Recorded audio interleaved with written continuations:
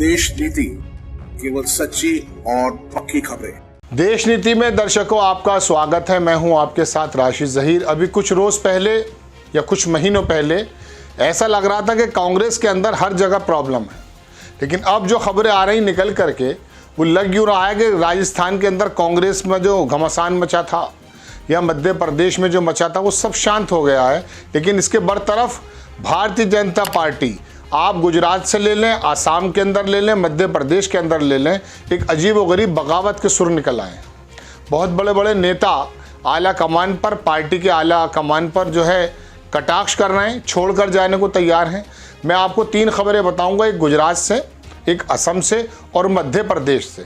मध्य प्रदेश में एक बहुत बड़ी खबर निकल कर आ रही है। बीबीसी ने छापा कि 1200 गाड़ियों के काफिले के साथ कांग्रेस में शामिल हुए सिंधिया समर्थक बीजेपी विधायक। वहां पर कमलनाथ ने पहले ही कुछ इस तरह का माहौल क्रिएट कर दिया है कि मामा जी की सरकार थोड़ी परेशानी में है।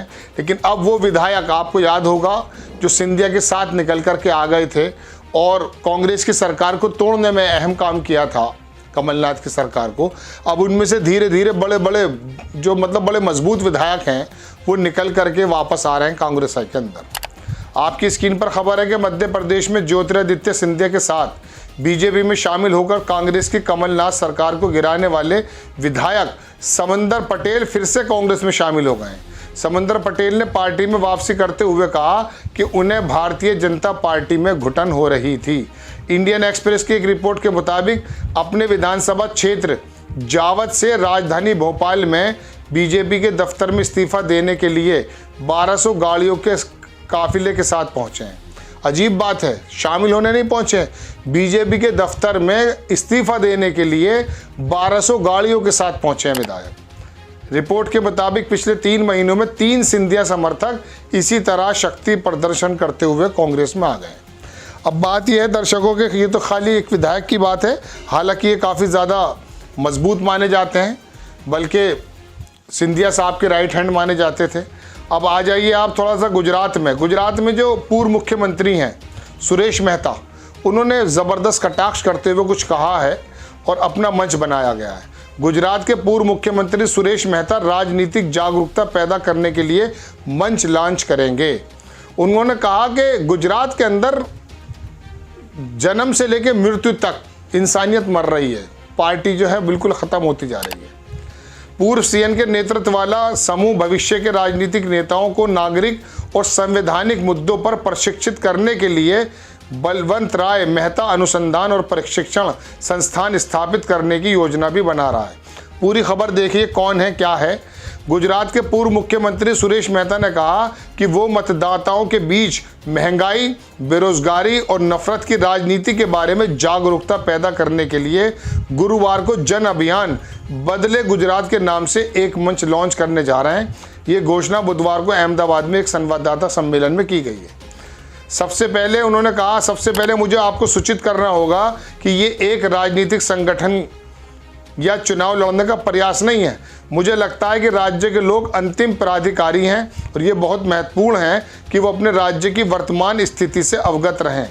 एक मतदाता अपने फैसले पर का प्रयोग तभी कर सकता है जब पैसे का कोई डर या लालच ना हो। मेहता ने कहा कि 1995-96 तक राज्य में भाजपा का सरकार का नेतृत्व किया। अनुभवी नेता ने 2007 में भगवा पार्टी छोड़ दी।